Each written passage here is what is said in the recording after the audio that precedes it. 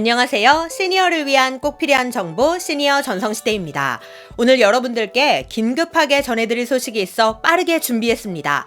요즘 아파트, 빌라, 오피스텔, 단독주택 할 것 없이 웬만한 집들에는 거실마다 인터폰이 설치되어 있는데요. 그런데 이 인터폰에 충격적인 진실이 밝혀졌습니다. 인터폰으로 다른 집을 훔쳐볼 수 있다는 건데요. 심지어 더 충격적인 건 당사자들은 본인 집을 누군가 몰래 훔쳐보고 있다는 것조차 모르고 있었다는 사실입니다. 누구에게나 집은 사적인 공간이기 때문에 편안한 옷차림, 편안한 모습으로 자유롭게 생활하며 지내게 되는데 그 모습을 누군가 엿보고 있었다면 그 충격과 공포는 엄청날 것 같은데요. 이제는 내 집에서도 맘 편히 못 있을 것 같습니다. 그래서 준비했습니다. 인터폰으로 몰래 다른 집을 훔쳐본 사건, 어떻게 된 사건인지, 그리고 인터폰으로 다른 집을 훔쳐보는 게 어떻게 가능했는지, 피해를 예방하기 위해 무엇을 해야 하는지 오늘 하나하나 알려드리겠습니다. 인터폰 사생활 침해 사건 절대 놓치지 마세요.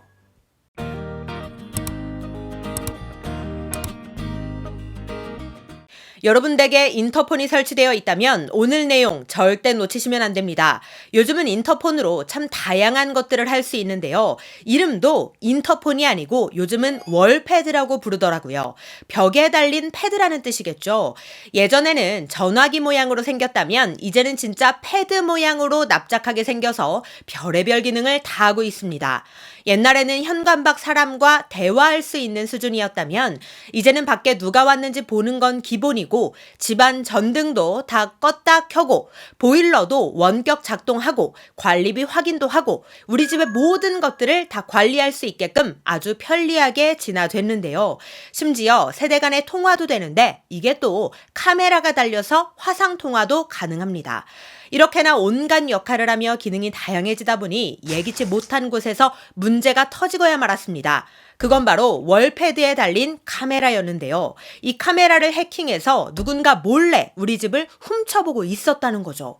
이런 일이 생길 거라곤 꿈에도 생각 못했습니다. 우리 집 거실에 달린 월패드가 우리 집 몰래 카메라 역할을 하고 있었다니 다른 곳도 아니고 우리 집 거실에서 이런 일이 벌어졌다는 게 너무나 끔찍하고도 충격적인데요. 실제로 한 외국 사이트에 해커가 영상을 올렸다고 합니다. 유출된 영상과 사진 속에는 집주인의 알몸과 사생활들이 적나라하게 담겨 있었다고 하는데요. 누군가의 아주 사적인 모습들이 카메라에 고스란히 찍혔다는 겁니다.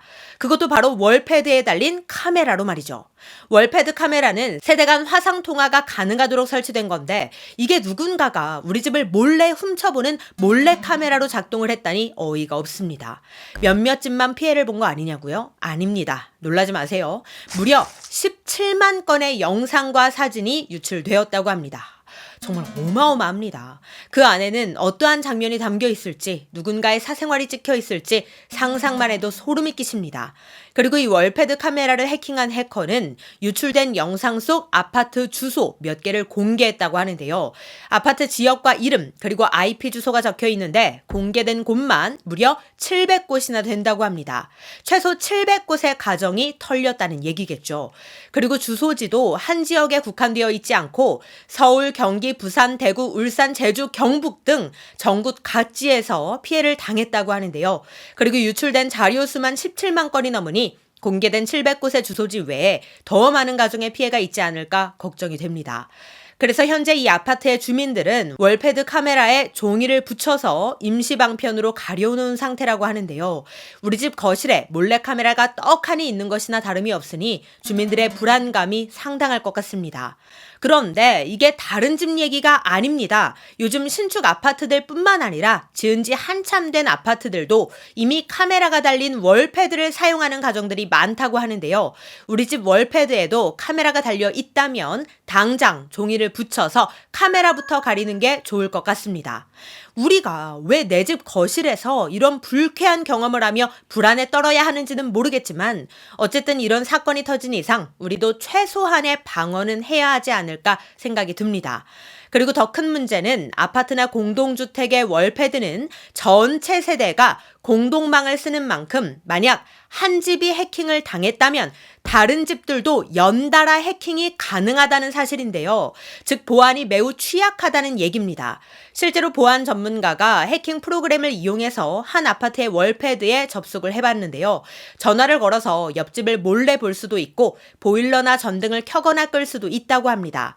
그러니까 이게 단순히 몰래 훔쳐보는 문제를 넘어서서 누군가 우리 집을 마음대로 컨트롤할 수 있다는 것에서 더 큰 문제로 발전할 수 있을 것으로 보여지는데요. 그렇다면 왜 이렇게 보안에 취약한 걸까요? 그건 바로 월패드의 방화벽이 외부 공격에만 대응하기 때문에 단지 내에서 시도한 해킹에는 취약할 수밖에 없다고 합니다. 그러니까 한 집만 뚫어놓으면 그 아파트 세대의 다른 집을 뚫는 건 아주 식은 죽 먹기라는 거죠. 이거 문제가 많습니다. 그래서 이번 사건도 해커가 한 단지에 한 세대만 뚫어놓으면 나머지 세대들은 줄줄이 사탕처럼 쭉 뚫어지니까 아주 손쉽게 해킹을 할 수 있었다는 겁니다. 그렇다면 해킹을 막을 수 있는 방법은 없는 걸까요? 과학기술정보통신부에서는 지금 열심히 해커를 추적하는 중이고 각 가정집에서는 월패드에 암호를 설정하고 최신 보안으로 업데이트를 하고 렌즈를 가릴 것을 당부했다고는 하나 보안 전문가들은 개개인이 이런 조치를 취하는 건 근본적인 문제 해결은 되지 않는다고 지적했습니다. 이런 피해를 막으려면 월패드와 같은 장비, 장치들 그리고 시스템에 걸친 전반적인 보안성 검토와 개선이 필요하다는 거죠. 개개인이 조치를 취하는 건 임시방편밖에는 되지 않는다는 뜻인 것 같습니다. 이번 사건이 터지고 나서 정부에서는 각 세대 간 망분리 의무화 조항을 만들었는데요. 즉, 한 집이 뚫리더라도 다른 집까지 연쇄적으로 피해를 입지 않도록 세대 간의 망을 분리하는 것을 의무화한다는 뜻입니다. 미리미리 이런 허점을 발견하고 예방할 수 있었다면 좋았을 텐데 수십만 건의 사생활이 유출되고 나서야 이런 조항이 만들어지는 건 참 안타까운 일인 것 같습니다. 아무도 이런 피해를 예상할 수는 없었던 걸까요? 그러기엔 너무 허술했던 점이 많았던 것 같아 조금 씁쓸합니다. 아무쪼록 대개 월패드가 설치되어 있는 가정은 반드시 종이나 스티커를 활용해 카메라 렌즈부터 꼼꼼하게 가리고 각 세대별 월패드에 암호를 걸어 놓아서 사생활 유출의 피해를 당하지 않도록 조심해야겠습니다.